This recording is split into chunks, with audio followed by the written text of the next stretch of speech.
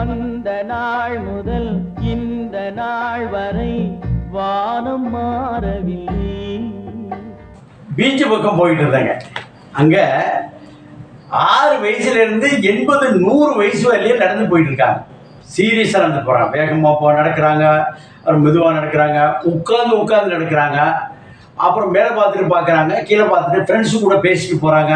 அப்புறம் தனியாகவும் போகிறாங்க. பாட்டு கேட்டு அவங்க ஒரு ஆட்டம்லாம் போட்டுட்டு ஒரு அழகாக போயிட்டுருக்காங்க. ஆண்கள், பெண்கள் எல்லாருமே, டிரான்ஸ்ஜெண்டர் எல்லாருமே போகிறாங்க. அங்கே ஒரு பொட்டி கடை வைக்கிறது போயிட்டுருக்காங்க. பொட்டி கடை வைக்கிறவங்களா இருக்கட்டும், மளிகை கடை வச்சிருக்கிறவங்க, அப்புறம் அட்வொகேட்ஸு, ஜட்ஜஸ், நீதிமான்கள், ஐஏஎஸ் ஆஃபீஸர், ஐபிஎஸ் ஆஃபீஸர்ஸு, அப்புறம் அமைச்சர்கள், அரசியல்வாதிகள், எல்லா கட்சிக்காரங்களும் நடக்கிறாங்க. அந்த பீச்சு நடக்கிறது என்பது ஒரு அற்புதமான விஷயமா போகுது.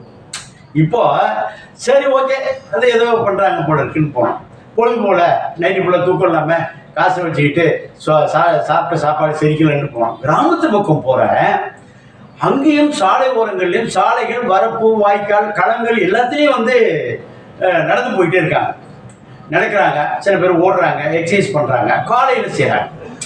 என்னன்னு கேட்டால், இது வந்து இப்போ நடைப்பயிற்சி செய்ய வேண்டும் என்பது இப்போ எல்லாருக்கும் சர்க்கரை வியாதி, கொலஸ்ட்ரால், ஹார்ட் அட்டாக், பேரலிட்டி அட்டாக் எல்லாமே வந்துட்டு இருக்கு. இதெல்லாம் ஒபிசிட்டி, அதாவது உடம்பு வந்து நல்லா பெருத்து போயிடுது அல்லது சிறுத்து போயிருக்கு. சிறுத்து போகிறத பெரிய உடம்பாக்குவதற்கும், ஒல்லியாக இருக்கிறத குண்டாக்குறது, குண்டா இருக்கிறத ஒல்லியாக போய், இதெல்லாம் பல விஷயங்கள் டாக்டர் சொல்கிறாங்க. அதோட உயிர் வாழணும்ல, சோத்தை வச்சு தானே சித்திரம், அதனால பண்ணுறாங்க. ஏப்பா, நீ தான் மூட்டை தூக்குற தம்பியாச்சே, நீ தான் ஆட்டோ ஓட்டுற தம்பியாச்சே, நீ தான் கொத்தனார் வேலை செய்கிற தம்பியாச்சேப்பா, நீயும் போறியாண்ணா? இல்லைண்ணே. எப்படின்னா, கொத்தனார் வேலைமா கையை மட்டும் ஒரே ஒரு பண்ணிகிட்டு இருப்போம், அது பண்ணிகிட்டு இருப்போம். அவன் மற்ற எலும்புகள் இருக்குது, எலும்பு நரம்புகள் இருக்குது, அது இயங்குனே, அது வாக்கிங் மாதிரி போனால் கையை வேக பண்ணணும்னு சொல்லி சொன்னார். எப்போ நல்ல விஷயமா இருக்க. எல்லாருமே ஹெல்த் சென்ஸ். ஆமாம், நோய் எதிர்ப்பு சக்தியை வளர்க்க வேண்டும் என்றால் நன்றாக நடைப்பயிற்சி செய்து நன்றாக செய்து கொள்ள வேண்டும். நோய் எதிர்ப்பு சக்தி இருந்தால் தான் பல விஷயங்கள் வராது. அந்த கண்டேஜியஸ் டிசீஸில் ரெசிஸ்டன்ட் பவர் இருக்கிறப்போ வராதுங்கிறது நடைமுறை. சரி, விட்டுருவோம். இதில் வந்து ஒரு நண்பர்கிட்ட கேட்டேன், இது மாதிரி சில பேர் உட்காந்து கேட்டப்போ ஒரு மருத்துவர் டாக்டர்கிட்ட கேட்டேன். அந்த டாக்டர் சொன்னார், நல்லா ஒரு டயபெட்டாலஜிஸ்ட் சீனியர் டாக்டர். அவர் சொன்னார், சார், நடைப்பயிற்சி என்பது வந்து நடக்கிறதே நம்ம அழகு நடைக்காக அல்ல. நடக்கும்போது கையை வீசி வேகமாக நடக்கும் பொழுது அந்த கைக்கு போகக்கூடிய இரத்த நாளங்கள், இரத்த ஓட்டம்லாம் வந்து சீராகும். ரெண்டாவது வந்து நிறைய அந்த ஒரு இதில் வந்து 17-18 மூட்டு இருக்குது.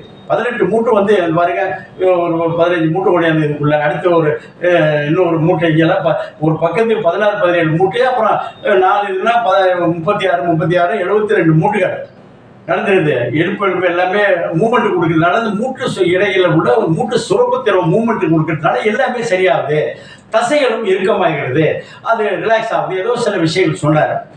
அவர் சொன்னார், நல்ல வேகமாக போங்க, எடுத்தோன்னே பாஞ்செல்லாம் ஓட வேண்டியது. எவ்வளோ ஓட்டப்பந்தயத்துக்கெல்லாம் போக போகிறது இல்லை. ஓட்டப்பந்தயத்துக்கு போனால் தானே இது உடம்பை வந்து ஆரோக்கியமாக இருக்கணும், உயிர் வாழணும். மனைவி, மக்கள், அப்பா, அம்மா, வாங்கின கடை எல்லாத்தையும் கொடுப்பதற்கு உயிர் இருந்தால் தானே கொடுக்க முடியும். அதற்கு ஏன்னா கடைசி நேரத்தில் ஆஸ்பத்திரி வீட்டு போய் இப்போதாங்க ஒரு 1/2 மணி நேரத்துக்கு முந்தி வந்துடக்கூடாதா, 10 நிமிஷம் முந்தி டாக்டர் சொல்லிட்டு போயிட்டே இருப்பார். இவைகளை இதற்கு தேவை வந்து நடைப்பயிற்சி. அப்புறம் உடற்பயிற்சி தனியாக வரும். கை கால் ஆட்டுறது, இப்படியெல்லாம் செய்கிறாங்க, இப்படி செய்கிறது, இப்படி போகிறாங்க, இப்படி போகிறாங்க, அது மாதிரி போகிறாங்க. அப்புறம் ஒரு கையை அப்படி சுற்றி பண்ணுறாங்க, இப்படியெல்லாம் பண்ணிட்டு இருக்காங்க, நடையிலே பண்ணுறாங்க. இது என்ன செய்யணும் அப்படின்னா, ஆரம்பத்தில் ஒரு தூக்கம் 4:30 to 6 மணி என்பது ஒரு அற்புதமான நேரம் சொல்கிறாங்க. அதுதான் பிரம்ம முகூர்த்தமா. கோயிலெலாம் பார்ப்போம், பிரம்ம முகூர்த்தம் இருக்குல்ல, இந்த பிரம்ம முகூர்த்தத்தில் இப்போ செய்து விட்டால் நல்ல ஆக்சிஜன், ஜனித ஆக்சிஜன் என்று வந்து போகும், ஓசோன் ஆக்சிஜன் வந்து போகும் அப்படின்னு சொல்கிறாங்க. இதில் பொழுது புலரும் நேரம், பொழுது அந்த பகல் விடியும் நேரம், அதில் போனால் நல்லாயிருக்கும்.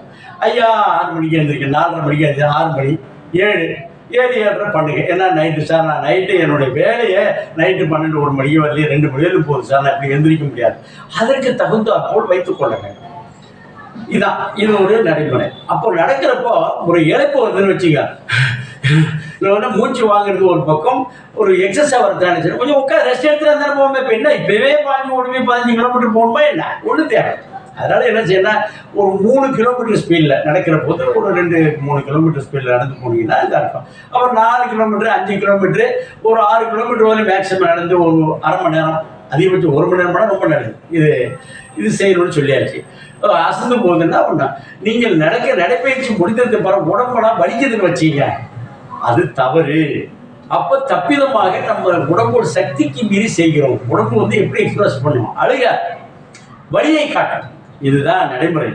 இது செய்து விட்டால் உங்களுக்கு வந்து கண் பார்வை கூட நிறைய பார்த்து சூரிய வெளிச்சத்தை லைட்டாக பார்க்கும்போது கண் பார்வை பிரைட் ஆகும்னு சொல்கிறாங்க. இது என்னாச்சுன்னா, ஆள் கிடைக்கலையா, ஒய்ஃபு மனைவி மக்கள் கூட போங்க, இல்லையா மனைவி கூட மட்டும் காதல் பேச்சு பேசிட்டு போங்க, இல்லையா நண்பர்கள் வருகிறார்கள், ஆண் நண்பர்கள் வருகிறார்கள், இல்லை பெண்களுக்கு ஆண் நண்பரோ எல்லாரும் சேர்ந்து பேசிட்டு போங்க. இதில் அரசியல் பற்றி பேசலாம், ஆரோக்கியத்தை பற்றி பேசலாம், நாட்களை பற்றி பேசலாம், குடும்பத்து பிரச்சனையும் பேசலாம். இது பேசும்பொழுது என்னன்னா பல பேர் தன்னுடைய சுயமேற்றை மட்டும் பேசிட்டு போவான். தன்னுடைய தற்பெருமை பற்றி பேசினா ஐயோ இவன்கிட்ட போனால் இந்த கதையை கூட வேணாம்ப்பா இவன் கூட போவானான்னு வந்துடுவாங்க. அது ஒன்று. அது பேசும்பொழுது சமமாக பேசிக்கொண்டு பேசுகிறப்ப நிறைய காற்று இதெல்லாம் போகிறதுனால இருக்கும். அதனால ஐயா நம்மளை கண்டி எல்லாம் ஓடிவிடுறான், ஒழிஞ்சிடறான். ஐயோ வேணாப்பா இன்னைக்கு வரேன்னு சொல்ல என்ன செய்யணும், அழகாக காதில் வந்து செல்ஃபோன் இருக்கு, அழகா செல்ஃபோனில் உள்ள பாட்டு கேட்டு போகலாம். அல்லது அந்த இது ப்ளூடூத் இருக்குல்ல போட்டு பாட்டு ஒரு இனிமையான இசையை கேட்டு போகலாம். இல்லை இந்த மாதிரி இன்டர்வியூ தகவலோட போயிட்டு இருக்கலாம். அரசியலில் எவ்வளோ விஷயங்களுக்கு செய்து கொள்ளலாம். ஆக மொத்தத்தில் நடைப்பயிற்சி என்பது ரொம்ப அவசியமான மேட்ரு. எல்லாம் சரி. அப்புறம் சொன்னோன்னே ஏப்பா ஏதாவது சாப்பிட்டு போதீங்கப்பா, ஏதாவது சாப்பிட்டு போதீங்க என்பதை விட நடைப்பயிற்சி நடக்கும்போது வெறும் வயிற்றுல போங்கப்பா அப்படின்னு சொன்னோம். அந்த ஆளு கேட்குறான், வயிற்றுல சார்னு கேட்குறான். எப்படியா இவன் மலகப்படுத்துவானா, அவன் ஒருத்தன் அவன் மேலே நடக்கிறான், இவங்க போய் என்னத்தை சொல்றது பார்த்துக்க. ஓகே.